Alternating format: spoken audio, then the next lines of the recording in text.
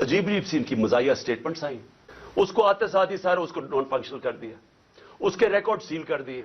मैं ये इसलिए सारी कौम के सामने लेके आ रहा हूं, इय्याका नअबुदु व इय्याका नस्तईन। मेरे पाकिस्तानियों, बहुत दर्दनाक तकलीफ दह सानिया हुआ है अभी पेशावर में, और दहशतगर्दी के ऊपर फिर से बातचीत शुरू हो गई।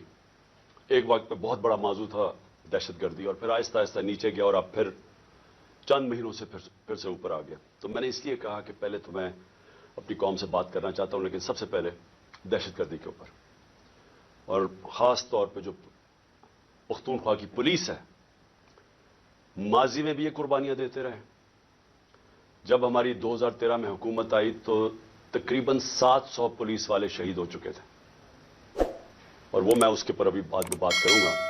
और फिर इनकी कुर्बानी देख के तो मैंने सोचा कि आज मैं इस मौजू के ऊपर बात करूं, क्योंकि मुझे अफसोस से कहना पड़ता है कि इतना बड़ा सानिया हुआ है और इसको पॉलिटिकली एक्सप्लॉइट किया जा रहा है, वो जो मैं अभी आपको बाद में बताऊंगा। देखिए जी, हुआ क्या, पाकिस्तान क्यों इस जंग में पड़ा है, ये आप सबको समझना है कि इसके पीछे क्या हुआ कि हम पिछले 20 साल से एक अजाब में पड़े हुए हैं, और बीच में पीरियड आया कि जिसमें दहशतगर्दी बिल्कुल नीचे आ गई। लेकिन ये हुआ क्या था, मैं जरा अपनी कौम की माइंड जाके जिनको समझ है उनको पता तो चले कि हम यहां पहुंचे कैसे हैं। देखिए, हमने अफगान जहाद लड़ी, सारी जो अफगान जहाद थी वो पाकिस्तान के कबायली इलाके से लड़ी गई थी, जो पुराना कबायली इलाका था। मैंने 1993 आज से 30 साल पहले एक किताब लिखी थी पाकिस्तान के कबायली इलाके के ऊपर, और वो मैं सारे कबायली इलाका वजीरिस्तान से लेकर सारी एजेंसी से होके मैं बजौर तक मैं ट्रैवल किया, मैंने उसकी तारीख पढ़ी, और लिहाजा मैंने फिर वो किताब लिखी। लेकिन जब मैं वहां कबायली इलाके में फिर रहा था तो तकरीबन जितने भी मैं हुजरे जाता था, ज्यादातर उन हुजरों में तस्वीर लगी होती थी एक नौजवान की, और हार उसके गले में डाला होता था। तो जब पूछते थे तो वो बड़े फख्र से कहते थे कि इसने शहादत ली है सोवियत यूनियन उनकी जो फौजों के खिलाफ लड़ते हुए अफगानिस्तान में। तो यहां से मुजाहिदीन भी जाते थे, जो बाहर से हमने अलकायदा जैसे ग्रुप्स को बुलाया था, लेकिन यहां के लोगों ने बड़ी उसमें शिरकत की, कबायली इलाके के लोगों ने। तो जब 2001 के बाद जनरल मुशर्रफ ने फैसला किया कि हम अमेरिका की जंग में शामिल होंगे, मैं ये बार बार कहता हूं कि यह प्रोपेगेंडा से किसी की जंग को अपनी जंग बनाया गया। मैं तब से कहता गया हूं कि यह हमारी जंग नहीं थी, और उसकी दो वजूहात थी। एक, हमने पहले कहा कि अफगानिस्तान में जो भी फॉरेन ऑक्यूपेशन होगी, उस वक्त सोवियत यूनियन थी, उनके खिलाफ लड़ना जहाद है। कौम ने भी कबूल किया, हमने शिरकत भी की, और मुझे अफसोस से कहना पड़ता है हमें पैसे भी, डॉलर्स भी आए उससे। लेकिन जब 2001 में अमेरिका उसके बाद फैसला करता है अफगानिस्तान आने में, और अब हम अपने लोगों को कह रहे हैं, अपनी कौम को भी कह रहे हैं, और वो लोग जिन्होंने शिरकत की थी उस अफगान जहाद में, वो ग्रुप्स और फिर वो कबायली इलाका के अंदर जो लोगों ने जिस तरह मैंने आपको बताया शहादतें हुई उस अफगान जहाद में, अब उनको कह रहे हैं कि नहीं जी, अब ये दहशतगर्दी होगी अगर अमरीकियों के खिलाफ आप फॉरेन ऑक्यूपेशन के खिलाफ आप लड़ेंगे। इसका एक, सबको पता था कि इसका एक बैकलैश आना है, इसका रद्द अमल आना था। और जब जब मेरी आप स्टेटमेंट्स, मैं 2003 में नेशनल असेंबली में भी बोला, जब पाकिस्तान ने फैसला किया, जनरल मुशर्रफ ने अपनी पहली दफा 1948 के बाद जब कायदे आजम ने हुक्म किया था कि पाकिस्तान की फौज कबायली इलाके से वापस ले आओ, ये पहली दफा जब मुशर्रफ ने फौज भेजी वहां 2003 में, तो मैंने असेंबली में तकरीर की और कहा कि अगर आप तारीख पढ़ लें कबायली इलाके की, अब कभी यह हिमाकत ना करते, क्योंकि हमारी वो फोर्स थी वहां, हमें कोई फौज भी नहीं रखने की जरूरत थी। वहां पुरअमन इलाका था, पाकिस्तान से बहुत ज्यादा कबायली इलाका पुरअमन था। जब फौज भेजी वहां से हमारे मसले शुरू हुए। वो लोग, उनमें से जिन लोगों ने शिरकत की थी, जो समझते थे कि ये अमेरिका ने बड़ा गलत किया है अफगानिस्तान में आके, वो लोग उधर बहुत बड़ी एक गुस्सा आया। उनको तो नहीं आप कन्विंस कर सकते कि अब ये जहाद नहीं दहशतगर्दी है। 2002 का इलेक्शन होता है, اور اگر کسی کو شک تھا کہ یہ سارا جو پشتون علاقہ ہے یہ بڑا ناراض تھا کہ امریکہ جب افغانستان گیا تو سارے 2002 کے اندر پشتون علاقے نے ایم ایم اے کو ووٹ دی، کیونکہ ایم ایم اے واحد پارٹی تھی جو کہہ رہی تھی کہ بہت برا ہوا. دوسرا خیر میں تھا، میری تو پارٹی چھوٹی سی تھی. ہم کہتے رہے اور یہ ایم ایم اے بھی کہتے رہے کہ یہ بڑا غلط کیا امریکہ نے، کیونکہ افغانستان کے لوگوں کو کلیکٹو پنشمنٹ دینے کی کیا ضرورت تھی. القاعدہ ایک گروپ تھا، لیکن ایک پورے قوم کو سزا دینا تو ایک بڑا ایک اس کے خلاف پاکستان کے اندر بھی بڑا عوام نے یہ پسند نہیں کیا اور کافی غصہ تھا لوگوں میں، خاص طور پہ پشتون بیلٹ میں، کیونکہ وہ انہوں نے کنیکشن جو پشتون اس طرف ہے اور اس کا دوسری طرف قبائلی علاقے کا تو بارڈر ہی کوئی نہیں ہوتا تھا، ڈیورن لینڈ تو تھی کچھ نہیں، تو وہاں سے تو آمد و رفت رہتی تھی دونوں طرف. تو اس کا ایک ریئیکشن آیا اور ریئیکشن عوام نے پشتونوں نے بتا دیا 2002 میں کہ وہ اس جنگ کے خلاف ہے. انہوں نے ایم ایم اے کو ووٹ دی، کیونکہ دونوں پارٹیز تو ڈرتی ہیں، بات ہی نہیں کرتی تھی امریکہ کے خلاف.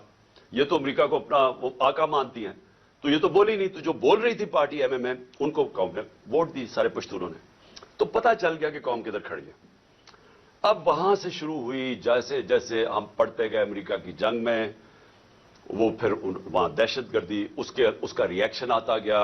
انہوں نے پاکستان کے خلاف جو پھر پہلی دفعہ 2004-05 میں ہم نے ٹی ٹی پی کا نام سنا. یہاں تو کوئی ملیٹنٹ طالبان نہیں تھے. جو جنگ لڑی تھی جو اس طرف مجاہدین اور طالبان نے، انہوں نے لڑی تھی سوویٹس کے اگینسٹ، تو یہاں تو کوئی ملیٹنسی نہیں تھی. تو آہستہ آہستہ پاکستان میں یہ دہشت گردی اور ملیٹنسی بڑھتی گئی. اور مجھے افسوس سے کہنا پڑتا ہے کہ میری طرح کے لوگ جب کہتے تھے کہ یہ بڑا غلط ہو رہا ہے، پاکستان کو نقصان ہو رہا ہے، مجھے طالبان خان کہا گیا. میں جب وہ امریکنوں کی جو افغانستان میں وہ کر رہے تھے، اس کو بار بار میں کہتا گیا کوئی ملٹری سولوشن نہیں ہے، کیونکہ افغانستان کی اگر آپ تاریخ آپ پڑھ لیں تو آپ کو پتا چلے گا کہ وہ کسی باہر والے کو ایکسیپٹ کرتے ہی نہیں ہیں. تو ادھر بھی کہتے گئے، تو وہاں اینٹی امریکن کا اور ہر قسم کی باتیں کی گئی. لیکن جو لوگ اس علاقے کو جانتے تھے، سب کو پتا تھا کہ یہاں جتنا آپ ادھر پڑھیں گے ادھر مشکلات ملک کے لیے بڑھتی جائیں گی.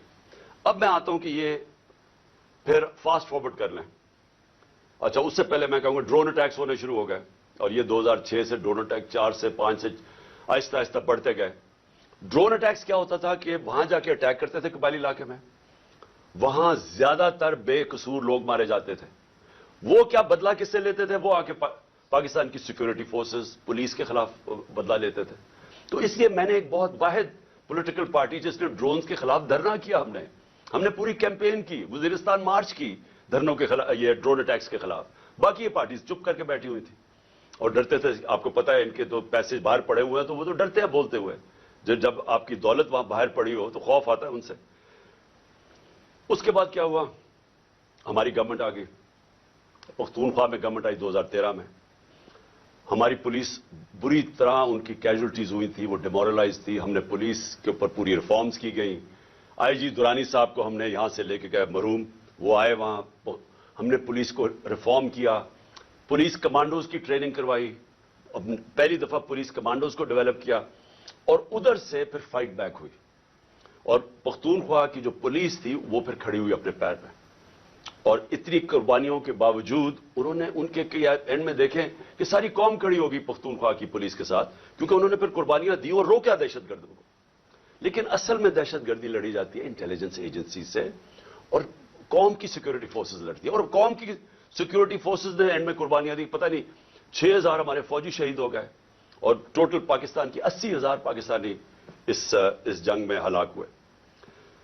اب آ جائیں 2018 میں ہماری گورنمنٹ آ جاتی ہے. ہم فیسیلیٹیٹ کرتے ہیں افغان طالبان کے ساتھ بات چیت، اور امریکن اور افغان طالبان کے بیچ میں بات چیت. ہم کوشش کرتے ہیں کیونکہ ہمارا انٹرسٹ تھا وہاں امن ہوگا تو پاکستان میں اس کا فائدہ ہوگا. کیونکہ اس وقت جو پچھلی افغان گورنمنٹ تھی وہ پرو پاکستان نہیں تھی، وہ پرو انڈیا تھی.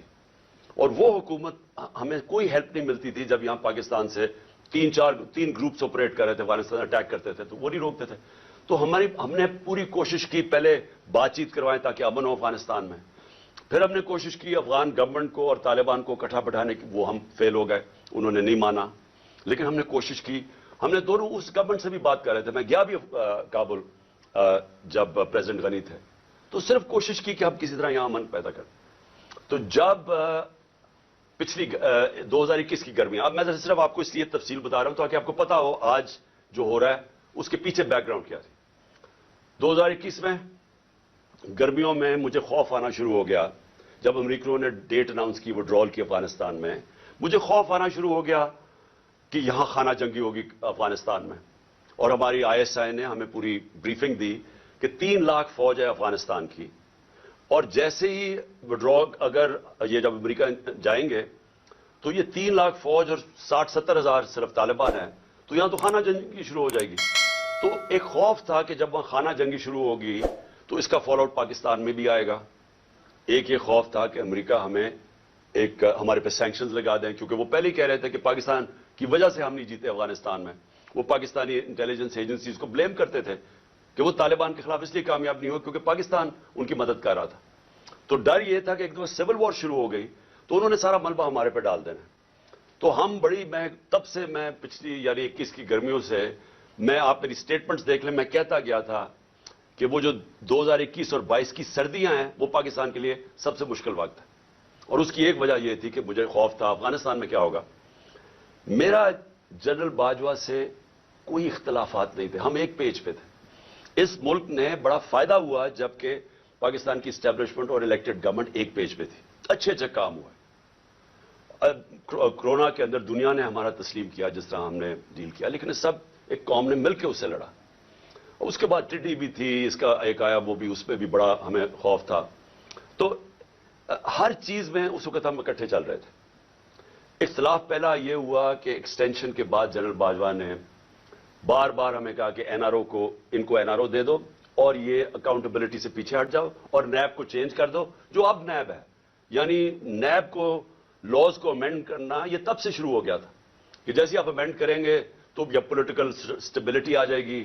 بیسکلی ان کو NRO دے دو, جو ہم نے ریفیوز کر دیا. میں نے میٹنگ بھی تھی ایک ہوئی تھی جس میں میرے سینئر منسٹرز بیٹھے تھے, جنرل باجوہ نے یہ تجویز دی, ہم نے کام نہیں کرتے کیونکہ میں تو آیا پالیٹکس میں 26 سال پہلے تھا رول آف لا کے لیے اور انصاف, اور اگر انصاف نہیں ہوتا تو کرپشن ہوتی ہے. تو دوسرا اختلاف کدھر ہوا؟ دوسرا اختلاف ان سے ہوا جنرل فیض کے اوپر. اب میں آج ساری قوم کے سامنے رکھنا چاہتا ہوں جو حقائق کیا تھے. میرا جنرل فیض کو اس وقت میں سمجھتا تھا کہ کیونکہ 2021-22 کی سردیاں ہمارے لیے بڑی مشکل ہوں گی, میں چاہتا تھا کیونکہ افغانستان کو فال آؤٹ آنا تھا, میں یہ چاہ رہا تھا کہ ان کو یہ سردیوں تک جنرل فیض کو رکھا جائے. کیونکہ اگر سب سے مشکل ٹائم ہے تو جو سب سے ایکسپیرینسڈ آپ کا انٹیلیجنس کا چیف ہے اس کو ہونا چاہیے, آپ کا بیسٹ کھلاڑی ہونا چاہیے.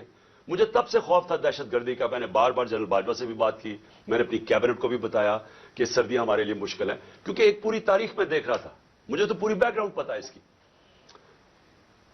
اللہ نے کرم کرنا تھا ایک طرح ہمارے اوپر بھی اور افغانستان کے لوگوں کے اوپر کہ وہ جو امریکن جو ٹرین کیا ہوا تھا افغان فوج, اس نے ہتھیار ڈال دیے. پریزیڈنٹ غنی ملک سے چلا گیا افغانستان سے, ایک دم طالبان کی گورنمنٹ آ گئی, کوئی خانہ جنگی سے یہ سارا خطہ بچ گیا. اس نے, آپ کو اندازہ نہیں کہ پاکستان کے اوپر کتنا فائدہ ہوا اس کا. اگر خدا نہ خواستہ خانہ جنگی شروع ہو جاتی ہمیں سب سے بڑا نقصان ہونا تھا. اللہ نے کرم کیا, افغانستان کے لوگوں پہ ہمیں بچا لیا. اب اس کے بعد کیا ہوا؟ پاکستان, کیونکہ ہم نے دعا کے ڈائلاگز جو امریکن اور طالبان کے تھے ہم نے سب سے زیادہ اس میں پروموٹ کیا, اس کے اندر ہمارا سب سے بڑا کام تھا. تو ایک جو گورنمنٹ سب سے پہلے جس کے سب سے اچھے تعلقات تھے افغانستان میں وہ پاکستان تھا, اور جو دنیا نے اکنالج کیا کہ جو ایویکویشن ہوئی افغانستان میں اس میں پاکستان نے سب سے بڑا رول پلے کیا کیونکہ ہمارے تعلقات اچھے تھے. اور پھر شاہ محمود قریشی کو میں نے وہاں بھیجا, انہوں نے ان سے میٹنگز کی. ہماری کوشش یہ تھی کہ 2500 کلومیٹر کا ہمارا بارڈر ہے افغانستان کے ساتھ, ہمارے تعلقات اچھے ہوں گے تو یہ جو 3 قسم کے دہشت گرد پاکستان میں آپریٹ کر رہے تھے, BLA, TTP اور پھر ISIL, تو ہماری کوشش یہ تھی کہ ہم ان کے ساتھ اگر وہاں سٹیبل گورنمنٹ آ جائے تو پاکستان بچ جاتا ہے دہشت گردی سے. OIC کی منسٹرز کی میٹنگ کروائی غالباً دسمبر میرے خیال میں 2021 میں, افغانستان کو ٹاپک رکھا, دنیا کو بتایا کہ افغانستان کی سٹیبلٹی ضروری ہے, جس پہ ایک ہم نے اپنی وجہ بتائی کہ پاکستان میں دہشت گردی کنٹرول کرنے کے لیے سٹیبل افغانستان ضروری ہے. کانفرنس کروائی. اس کے بعد کیا ہوا کہ اس کے بعد بدقسمتی سے رجیم چینج آ گئی اور ہماری گورنمنٹ کو ہٹایا گیا. جب ہماری گورنمنٹ کو ہٹایا گیا تو اس سے پہلے ہماری میٹنگ ہوئی. میں نے جنرل باجوہ اور آئی ایس آئی چیف تھے, اب مجھے یہ نہیں یاد کہ اس وقت جنرل فیض آ گئے تھے یا یہ جنرل ندیم تھے, لیکن جنرل باجوہ تھے, اور میں نے اور ہم نے بیٹھ کے گفتگو کی کہ اب جب اپنی افغانستان میں ایک پرو پاکستان گورنمنٹ ہے, یعنی اینٹی نہیں ہے, کیونکہ غنی ایڈمنسٹریشن تو پاکستان کے خلاف تھی, جب وہ آ گئی ہے تو ہمیں کوشش کرنا چاہیے. اب جب طالبان, انہوں نے بھی کہہ دیا کہ اب ہم ان کو واپس بھیجنے لگے ہیں, اب 30 سے 40 ہزار طالبان فائٹرز اور ان کی فیملی افغانستان میں تھی. تو ہماری میٹنگ ہوئی اور ہم نے سوچا کہ اب ان کو کیا کرنا ہے. وہ کہہ رہے ہیں کہ پاکستان آئے اب یہ واپس, اور وہ بیچ میں بھی پڑھنے لگے تھے کہ ہم کسی طرح بات چیت پہ بھی وہ فیسیلیٹیٹ کریں. اب ڈسکشن یہ ہوئی, کیونکہ یہ جو سیکیورٹی ایشوز ہے وہ تو ہم بات کر, جب ہماری بات ہوئی تو دو ہمارے, خاص طور پہ دو کی میں بات کر رہا ہوں, 3 جو ایک اور ہمارے بیوروکریٹ تھے جن کو قبائلی علاقے کا اندازہ تھا, جو سرو کر چکے تھے, اور ہمارے نور الحق قادری صاحب جو خیبر ایجنسی سے تھے, اور مراد جس نے ساری جو سوات کے اندر پورا آپریشن ہوا تھا طالبان. تو انہوں نے بیٹھ کے بڑا خدشہ بتایا کہ دیکھیں جب وہ آئیں گے تو ان کی سیٹلمنٹ کیسے ہوگی, کیونکہ بڑا مشکل ہوگا, لوگوں کی دشمنیاں ہیں, قتل کیے ہوئے ہیں آپس میں, اور انہوں نے طالبان نے, تو وہ بڑی تشویش تھی. تو یہ فیصلہ کیا گیا کہ ہمارے جو قبائلی علاقے کے ایم این ایز اور وہ بیٹھ کے ہماری سیکیورٹی فورسز فیصلہ کریں گی کہ ان کو ریہیبلیٹیٹ کیسے کرنا ہے. یہ بھی سوچا کہ ان کے لیے پیسے خرچ کریں گے, کیونکہ دو ہی ہے نا, یا ہم ان کو مار دیں ساروں کو کھڑا کر کے, اور یا پھر ان کو سیٹل کریں اور ان سے کوئی اگریمنٹ کریں. یہ تو اس کے علاوہ تو تیسرا کچھ نہیں تھا. تو ہم نے ان سے یہ بات ہوئی, اور وہ بدقسمتی سے بات آگے بڑھ ہی نہیں, کیونکہ اور چیزیں آ گئی, اور آپ سب جانتے ہیں رجیم چینج کے اندر اور چیزیں آ گئی. اس کے بعد ہماری گورنمنٹ چلی گئی. 2022 کی جون کے اندر ملاکنڈ کے اندر مسئلہ آ گیا, سوات کے اندر ایک دم طالبان کی وہاں کوئی آیا, اور وہ عوام کھڑی ہو گئی, ان کو بڑا کہ پھر سے وہی حال ہونے لگا جو کہ پہلے تھا, جب سوات کے لوگوں نے بڑی مشکل وقت گزارا. تو تب تشویش ہوئی, اور میں نے جون کے اندر پھر میٹنگ کی اپنے پختونخوا کے ایم این ایز اور ایم پیز کے ساتھ, کے پی ہاؤس کے اندر اسلام آباد میں میٹنگ کی, اور ان کو سب خدشہ تھا کہ یہ ایک نیا فینومینا پھر آ رہا ہے, یہ جو طالبان آ رہے ہیں وہاں سوات کے اندر جو ہو رہا ہے, اور پھر لیٹرز لوگوں کو آنے شروع ہو گیا کہ پیسے کے, اور پھر ہمارا ایک ایم پی تھا اس کو گولیاں لگیں وہاں دیر کے اندر. تو سب سے میٹنگ ہوئی اور ان کو خوف تھا کہ یہ ہو کیا رہا ہے. اور پھر ہم نے, کیونکہ ہماری گورنمنٹ تھی کے پی میں, ہم نے انہوں نے کہا کہ آپ بات کریں وہاں کے کور کمانڈر سے اور کوئی اگریمنٹ کریں کہ یہ کیا ہو رہا ہے, یہ فینومینا کیا ہے, کیونکہ سمجھ نہیں آ رہی تھی. لیکن اس گورنمنٹ نے کوئی ان کو سمجھ نہیں تھی کرنا کیا ہے, نہ ہی ان کی کوئی توجہ تھی وہاں. انہوں نے جب جون میں وہاں سے خدشہ ہوا کہ یہ ہو رہا ہے, یہ کیا فینومینا ہے, کیونکہ بارڈر تو گورنمنٹ کے ہاتھ میں نہیں ہے پختونخوا کے, تو ان کے اندر کوئی کسی کو نہ سمجھ تھی, نہ کسی کا انٹرسٹ تھا. عجیب عجیب سی ان کی مزاحیہ سٹیٹمنٹس آئیں, اور وہ ایشو وہیں کا وہیں رہ گیا. اب یہ ایشو آہستہ آہستہ بڑھنا تھا, اور اب جدھر یہ پہنچ گیا ہے, مجھے اب ہوا کیا, جب پولیس پہ جب یہ اٹیک ہوا مسجد کے اندر, تو ابھی وہ لوگ, وہ بیچارے جو, میں پھر سے آج سب کے سامنے, ہم سب کو تکلیف ہے کہ جس طرح کی ہم نے وہ سینز دیکھے ہیں, اور جس طرح وہ پولیس والوں کے اوپر ایک غصہ اور ایک غم طاری ہوا تھا, وہ ہم نے دیکھا سب نے. تو سوال ابھی یہ پوچھا جائے کہ گورنر کے پی نے ابھی تو لوگوں قبروں میں دفن بھی نہیں کیا, ابھی تو لوگ تکلیف میں ہیں, ابھی تو انالیسس ہی نہیں ہوا کہ یہ ہوا کیا ہے. گورنر کے پی خط لکھ دیتا ہے کہ جی الیکشن کو ڈیلے کیا جائے, ملک صوبے کا صورتحال ٹھیک نہیں ہے. اب میرا یہ سوال ہے کہ جو لوگ یہ اب سمجھ رہے ہیں کہ یہ جو دہشت گردی بڑھائی جا رہی ہے, اور جو پہلے سے بھی یہ پی ٹی آئی کی گورنمنٹ کے خلاف ہے, اور یہ الیکشنز کو متاثر کر رہی ہے, اور یہ الیکشنز ڈیلے کرنے کے لیے, تو گورنر نے تو خط سے یہی اسی طرف لوگوں کو, جس کا نہیں بھی سوچتا وہ ادھر چلی گئی ہے. کیا یہ عقل ہے کہ جب تک آپ نے پوری طرح دیکھا ہی نہیں اور پتہ ہی نہیں آپ کو سیکیورٹی سچویشن کیا ہے, سیدھا بیٹھ کے کہہ دیا کہ الیکشن ڈیلے کرو. جو پرو گورنمنٹ کے تجزیہ نگار ہیں وہ بھی شروع ہو گئے کہ جی الیکشن ڈیلے کیا جائے. تو کچھ تو سوچ لیں کہ لوگوں کے اندر جدھر پہلے خدشات ہیں, ایک ٹرسٹ ڈیفیسٹ ہوا ہے کے پی کے اندر, پختونخوا کے لوگوں کو اعتماد چلا گیا ہے کہ یہ دہشت گردی ہے کیا. ہم سب جانتے ہیں کہ पीटीएम के क्या नारे हैं, और जब पहले से खदशे हैं तो ये गवर्नर स्टेटमेंट दे रहा है कि जनाब इलेक्शन डिले कर दें। तो मेरा सबसे बड़ा सवाल अब ये है कि आज मैं इस गवर्नमेंट और इनके लोगों से पूछना चाहता हूं कि जो हमें जिम्मेदार ठहरा रहे हैं, मैं ये पूछना चाहता हूं कि मैं उसका तो जवाब दे सकता हूं जब हम इख्तिदार में थे। जब हम इख्तिदार में नहीं हैं, ये कहना कि क्योंकि उस दिन दौर में इन्होंने ये किया तो आज ये हो गया। सवाल यह है कि हमारे दौर में क्यों नहीं हुआ। 2013 से हमारी गवर्नमेंट थी, पख्तूनख्वा जो सबसे बड़ा सूबा जिधर तबाही मची, 2013 से 18 तक जरा दहशतगर्दी देख लें कि पख्तूनख्वा में कितनी हुई हमारे दौर में, और 2018 से अब तक हमारी जब गवर्नमेंट थी, मुझे यह बता दें कितनी दहशतगर्दी थी। तो आज आप हमें यह कहा जा रहा है कि जनाब वो क्योंकि उन्होंने पता नहीं क्या, क्योंकि आज दहशतगर्दी बढ़ गई। यह बिल्कुल इसलिए है, इसी तरह है जिसके ऊपर अभी मैं इसके बाद आऊंगा कि जनाब इन्होंने पता नहीं आज जो माशी बुरहान आ गया और जो तबाही मच गई है पाकिस्तान में, जो लोगों की उम्मीद ही मुल्क से चली गई है, जो माशी हालात हैं, तो वो कह रहे हैं कि जी वो हमारी वजह से हुआ है। हम उसके जिम्मेदार हैं जो हमारे दौर में हुआ है। जब हम पावर में नहीं है, हम हमारे से क्यों जवाब पूछ रहे हैं। मैं आज फिर से बार बार कहता रहूंगा, मुझे इनका पता था कि ये नाहल और करप्ट लोग, इन्होंने तो 30 साल हुकूमत की और मुल्क को यहां पहुंचाया है।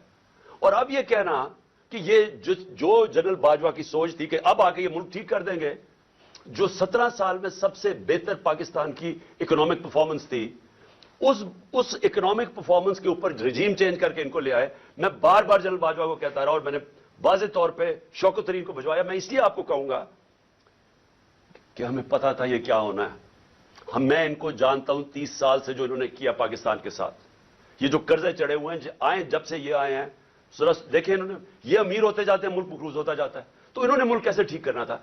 जो मुल्क को तबाही की तरफ लेके जाए वो मुल्क ठीक कैसे कर सकता है।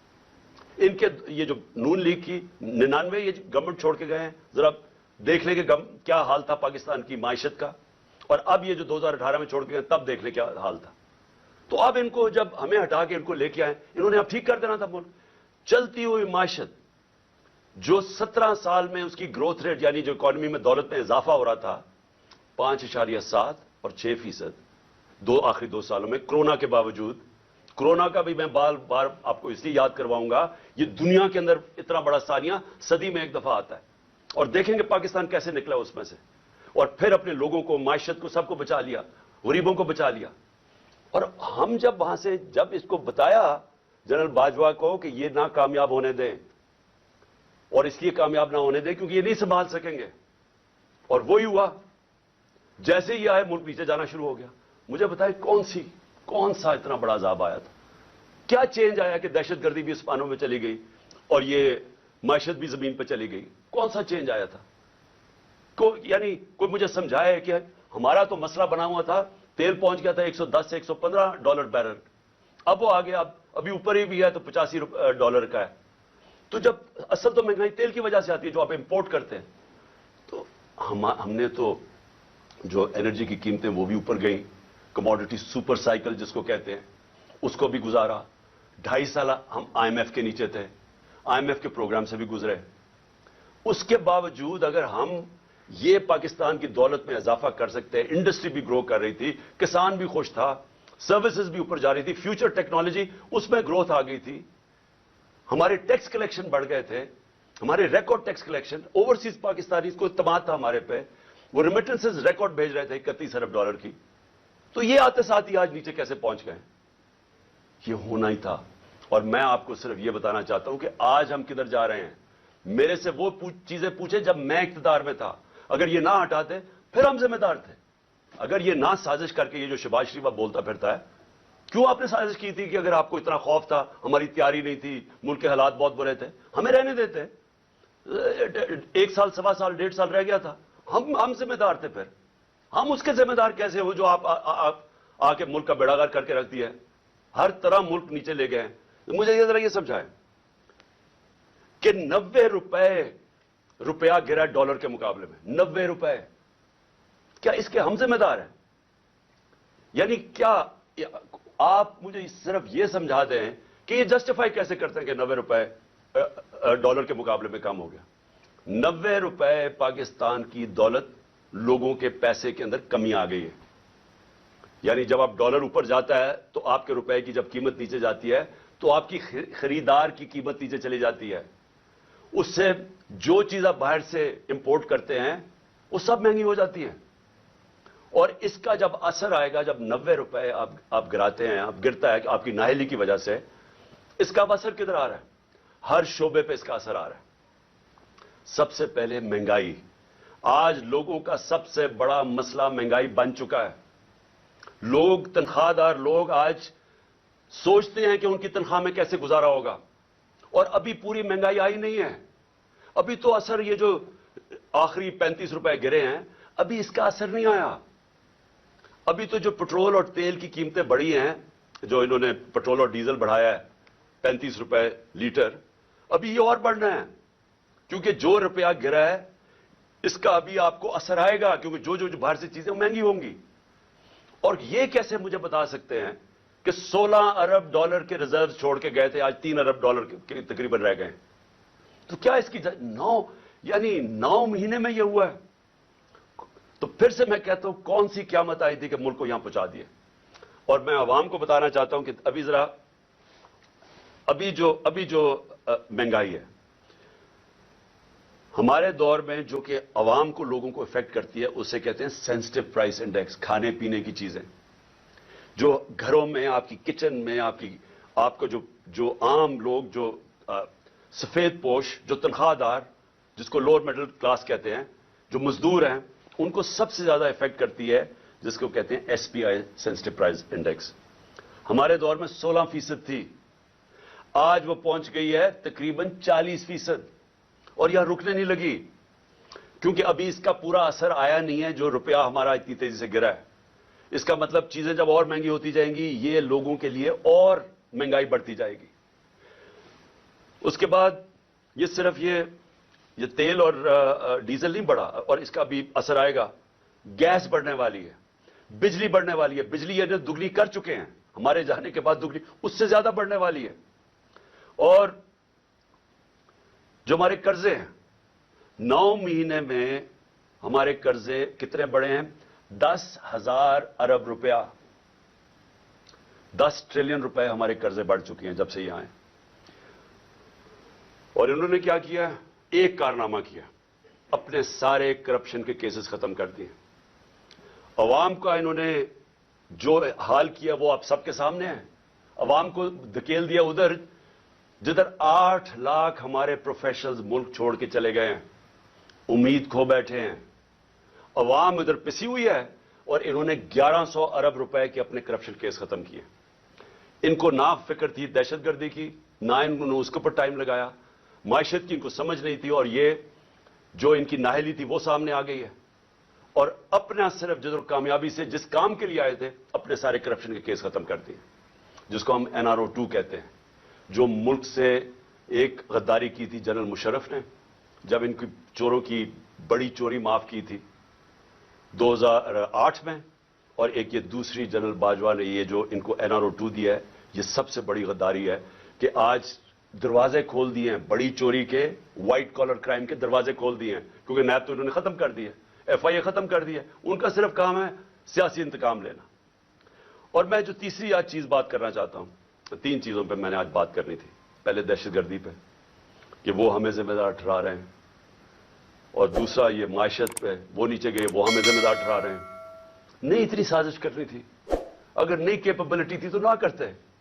तो आज आके आप अपनी चोरी माफ करवा रहे हैं, लेकिन जो सारा मुल्क तबाही किया वो हमारे पे डाल दें।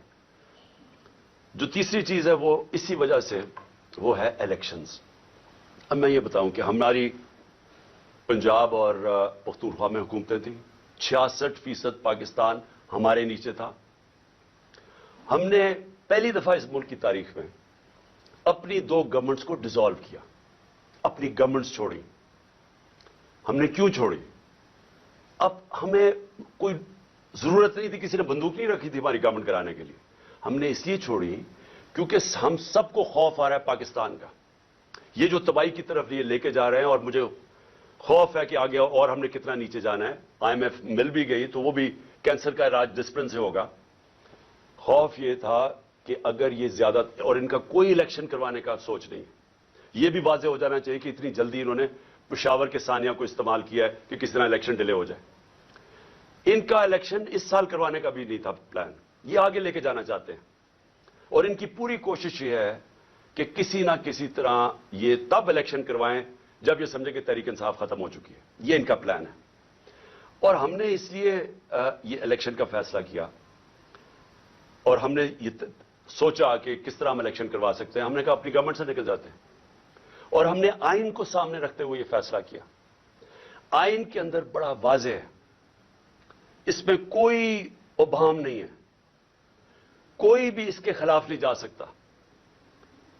آرٹیکل 105 آئین کا واضح طور پہ کہتا ہے کہ جب اسمبلیز ڈیزالو ہوں گی تو 90 دن اور اس سے کم میں الیکشن ہوگا. کوئی ifs اینڈ بٹس نہیں ہے اس میں. یہ ہم نے قربانی اس لیے دی کہ ہم سے یہ سمجھتے تھے کہ یہاں ایک ہی طریقہ ہے کہ ایک دفعہ پنجاب اور پختونخوا میں الیکشن ہو گیا تو مجبوراً 66% پاکستان میں الیکشن ہوگا، مطلب سارے ملک میں ہو جائے گا. تو ہم نے تو اس لیے دی. اب یہ اس سے بھاگ رہے ہیں، سب مل کے اب کوشش کر رہے ہیں کہ کسی نہ کسی طرح اس سے باہر نکلیں. اب میں سارے پاکستانی کو بتانا چاہتا ہوں، اپنی ساری لیگل کمیونٹی کو بتانا چاہتا ہوں، اپنے وکلا اور اپنی عدلیہ کو بتانا چاہتا ہوں کہ جتنا بڑا یہ نقصان پہنچے گا اگر یہ کامیاب ہوگا 90 ڈیز سے آگے لے جانے کی، یہ وہی ہوگا لینڈ مارک جو کہ ایک دفعہ جسٹس منیر نے اس ملک کے اندر رول آف لا کو ختم کر کے ڈاکٹرن آف نیسیسٹی لے کے آئے تھے. وہ کوئی نہیں بھولا آج تک. کوئی وجہ نہیں ہے کہ 90 ڈیز سے آگے لے کے جائیں. یہ کہیں گے کہ جی وہ ہو دہشت گردی ہو گئی. 2013 میں دہشت گردی نہیں تھی، 2008 میں دہشت گردی نہیں تھی، تب کیوں نہیں الیکشن آگے کیے؟ اور پھر اور یہ یاد رکھیں کہ 2008 کے اندر الیکشن اس لیے آگے کیے گئے تھے کیونکہ وہاں ایک ڈیموکریٹک سیٹ اپ نہیں تھا، جنرل مشرف کی گورنمنٹ تھی، اس لیے الیکشنز کو آگے کیا گیا تھا. تو یہ جو پلان کر رہے ہیں کہ جی کسی طرح اس کی آڑ لے کے دہشت گردی کی الیکشن آگے کریں گے، اس سے بڑا ظلم اس ملک میں نہیں ہوگا. کیونکہ اس کا مطلب کہ وہ سیٹ اپ صرف اس لیے رہ جائے گا، وہ ڈرا صرف ایک راستے میں ہے کہ کہیں عمران خان اور پی ٹی آئی نہ جیت جائے. اور وہ انہوں نے کیا کہ آئین کی وائلیشنز تو بھی شروع کر دی ہیں. سب سے پہلے تو ایک جو آرٹیکل 105 ہے، گورنر نے کیوں نہیں اناؤنس کی ڈیٹ ابھی تک؟ یہ ڈائریکٹ آئین کی وائلیشن ہے. جو بھی 90 ڈیز سے آگے لے کے جائے گا اس کے اوپر آرٹیکل 6 لگے گا. اور دوسری چیز جو انہوں نے کیئر ٹیکر گورنمنٹس بنائی ہیں، یہ بالکل پاکستان کی آئین کی وائلیشن ہے. آئین نے صرف کیئر ٹیکر گورنمنٹ کا سیٹ اپ اس لیے ہونا تھا کہ وہ غیر جانبدار ہوں گے، امپارشل ہوں گے، تاکہ اس غیر جانبدار سیٹ اپ ہی صرف ملک میں صاف اور شفاف الیکشن کروائیں گے. یہ مقصد تھا اس کا. ہو کیا رہا ہے اب؟ وہ حکومتیں آ گئی ہیں پختونخوا میں اور یہاں پنجاب میں، جو یہی نہیں کہ وہ صرف غیر جانبدار نہیں ہیں، وہ سخت ہمارے خلاف ہیں. ابھی سے سارے قدم اٹھانے شروع ہو گئے ہیں جو کہ یہ شہباز شریف کی حکومت بھی نہ تھوڑا سوچ سمجھ کے کرتی، کیونکہ جلدی میں ہے. ابھی سے ہمارے اوپر کیسز قدم جو فواد چودھری سے انہوں نے کیا. اور فواد چودھری سے کیوں کیا؟ فواد چودھری کا یہ بتانے کی کوشش کر رہے ہیں کہ ہم اس طرح آپ کو ذلیل کریں گے. ہتھکڑیاں، وہ کوئی دہشت گرد تھا، اس کے اوپر کپڑا ڈال کے لے کے آ رہے ہیں. اس کو کمرے میں یعنی اتنی سردی کے اندر اس کو کمرے میں زمین پہ اس کو سلوا رہے ہیں. وہاں کون سا جرم کیا اس نے؟ اعظم سواتی سے پہلے یہ کیا، شہباز گل سے پہلے یہ کیا.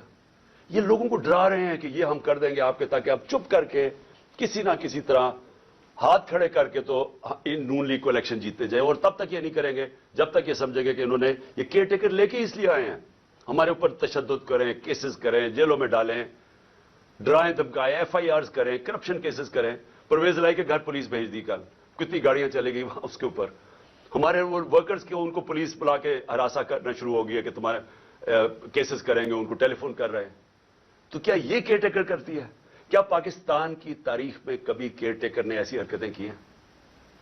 میری جے آئی ٹی، اب ذرا یہ سن لیں، میری جو جے آئی ٹی بنائی ہوئی ہے جو میرے اوپر قاتلانہ حملہ ہوا، یہ سوچیں کہ وہ ابھی نوٹیفائڈ ہے، پنجاب گورنمنٹ نے نوٹیفائی کی ہوئی ہے وہ جے آئی ٹی. اس کو آتے ساتھ ہی سارے اس کو نان فنکشنل کر دیا. اس کے ریکارڈ سیل کر دیے. کس چیز کا خوف ہے؟ پہلے وہ 2 ڈی پی او گجرات اور یہ جو سی ٹی ڈی کا ایس ایس پی تھا, وہ کوآپریٹ, وہ ہمارے نیچے آفیسرز کام کر رہے ہیں, وہ پنجاب گورنمنٹ کی بنائی ہوئی جی آئی ٹی سے, وہ کہتے جی ہم جواب دینی ہے. ان کو کہا فون پکڑائیں جنہوں نے آپ نے ویڈیوز بنائی ہوئی ہیں, نہیں جی ہم نہیں دیتے. انہیں کہا جے آئی ٹی کے سامنے ہم نہیں آتے. کون ان کے پیچھے ہے؟ کون اتنا طاقتور ہے کہ پنجاب پولیس اتنی کانفیڈنٹ ہو جائے, اتنا اس کو اعتماد ہو کہ ان کے پاس کوئی طاقتور ان کے فورسز ہیں کہ ایکس پرائم منسٹر بڑی پارٹی کا ہیڈ اپنی ایف آئی آر نہ کٹوا سکے اپنے صوبے میں. اور پھر جن کو خوف ہے, وہ جو طاقتور لوگ جن کو خوف ہے کہ کوئی چیزیں نہ سامنے آ جائیں جے آئی ٹی کی, وہ سارے طاقتور لوگ پوری کوشش کریں سیبوٹاج کرنے کی. لیکن سیبوٹاج کرنے سے پہلے کیا چیزیں سامنے آ گئی ہیں؟ پہلے میں یہ ذرا آپ کو 2 چیزیں بتا دوں کہ پہلے تو 16 دسمبر کو جے آئی ٹی نے جو فورینسک رپورٹ دی تھی عدالت میں, اس میں کیا چیز آئی؟ 2 شوٹر تھے. انہوں نے یہ اسٹیبلش کر دیا کہ دو بندوق والے تھے جنہوں نے گولیاں چلائی. وہ 16 دسمبر کی آ گئی. اب 3 جنوری کی جو فورینسک رپورٹ ہے, جو عدالت میں ابھی گئی ہے عدالت کے اندر, یہ عدالت میں جمع ہو گئی ہیں. اس نے اسٹیبلش کیا ہے کہ 3 شوٹر تھے. سو جو سارا بنایا ہوا تھا کہ جی ایک دینی انتہا پسند ہے جس نے کہا میں اکیلا ہوں, اس کو پڑھا کے بھیجا تھا پہلی سٹیٹمنٹ میں اکیلا ہوں, تو پہلے تو یہ ثابت ہو گیا کہ 3 شوٹر تھے. تو ساری جو سازش تھی وہ سامنے آ گئی. اور 3 شوٹر اس طرح تھے کہ اس کی گولیاں جو ہم کہہ رہے تھے, جو میں بھی کہہ رہا تھا کہ اوپر سے میرے چھت سے گولیاں, ان کے گولیوں کے خول مل گئے جو انہوں نے آئیڈینٹیفائی کیا جے آئی ٹی نے, جو کہ اب عدالت میں جمع کروا دی. تو سوال میرا یہ پھر سے بنتا ہے کہ کیا ایک کیئر ٹیکر گورنمنٹ جس کا کام ہی یہ نہیں ہے, جس کا کام یہ تھا کہ وہ صرف اور صرف الیکشن کروائے, وہ انٹرفیئر کر رہی ہے جے آئی ٹی میں؟ کون ہے ان کے پیچھے؟ کون ہے یہ ان کو جو ایڈوائز کر رہا ہے کہ سارے جو آفیسرز یہاں لگوائے جائیں وہ سارے اینٹی پی ٹی آئی ہوں؟ ان آفیسرز کو لگایا جا رہا ہے جنہوں نے 25 مئی میں ہمارے اوپر ظلم کیا تھا. ہم نے 22 صرف ساری پنجاب کی فورس سے ہم نے 22 لوگوں کے نام دیے تھے کہ ان کو آپ کو نہیں لگانا چاہیے, یہ سخت ہمارے تحریک انصاف کے خلاف ہے, انہوں نے ہمارے اگینسٹ ایکشن لیا تھا. ان میں سے 13 کو لگا چکے ہیں, 22 میں سے 13 لگ گئے اور باقی لگنے والے ہیں. کون سی کیئر ٹیکر گورنمنٹ نے پاکستان کی تاریخ میں یہ کیا ہے؟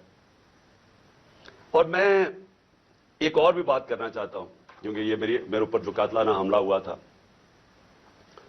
ایک قیامت کی نشانی آ گئی ہے. آصف زرداری نے میرے اوپر ہرجانہ کر دیا, ڈیفیمیشن کر دیے. ڈیفیمیشن کا کیا مطلب ہوتا ہے؟ کہ میری ریپوٹیشن کو نقصان پہنچایا گیا ہے, اس لیے میں عدالت میں جا رہا ہوں.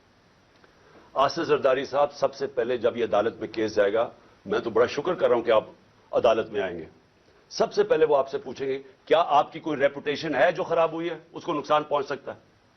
ساری دنیا میں مضمون آپ کو دکھائیں گے پہلے کہ مسٹر 10% آپ کا نام رکھا گیا تھا, کہ ہر چیز کے اوپر پیسے بناتے تھے. سندھ کے لوگوں سے پوچھیں کہ کیا ظلم کا نظام آپ نے وہاں رکھا ہوا ہے. قرآن پہ ہاتھ رکھ کے بتائیں کہ آپ نے اب تک کتنے لوگ مروا چکے ہیں. وہ جج کا جو نام آپ کے اوپر آتا ہے, بتائیں نا لوگوں کو کہ آپ نے کیا کیا کیا اپنی ماضی میں, کس طرح کی دہشت پھیلائی ہوئی آپ نے سندھ کے اندر. میں تو شکر کر رہا ہوں کہ میرے اوپر ہرجانہ کریں آپ.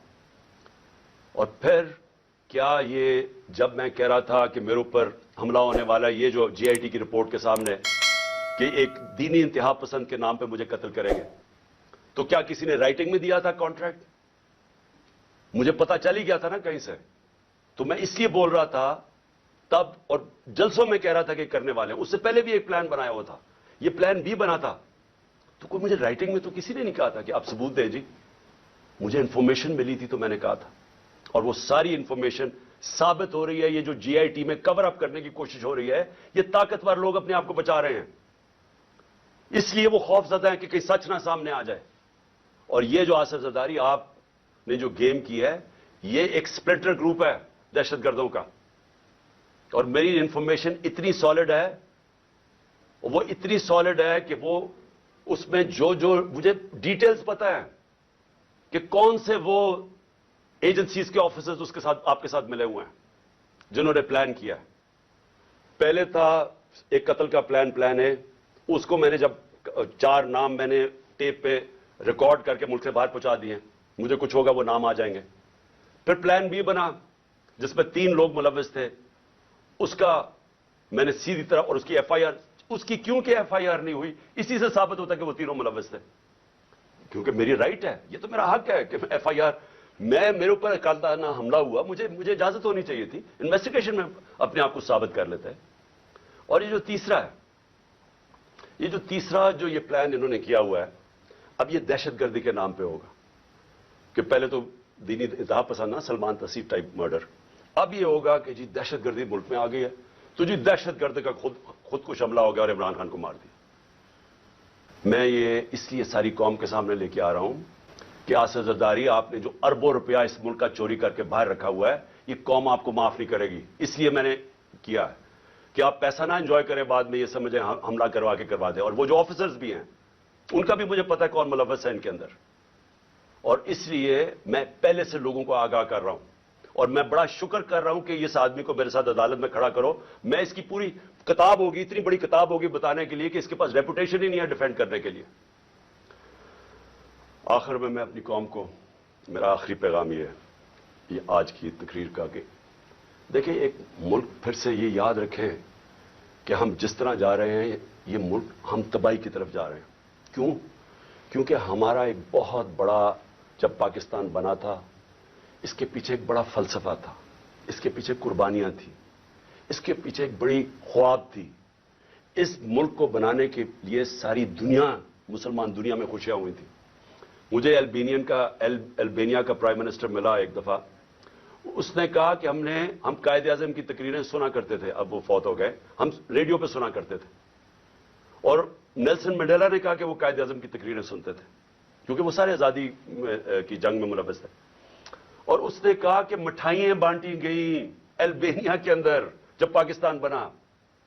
یہ ساری مسلمان دنیا میں ایک ہوپ آئی کہ ایک ایسا ملک بنے گا. اس وقت سب سے بڑی پاکستان کی آبادی تھی مسلمان ملکوں میں, بدقسمتی سے ناانصافی کی وجہ سے ایسٹ پاکستان علیحدہ ہوا. تو اس وقت سارے لوگوں نے امید لگائی ہوئی تھی کہ ایک ایسا ملک آئے گا جو لیڈ کرے گا مسلمان دنیا کو. ہم کدھر پہنچ گئے وہاں سے؟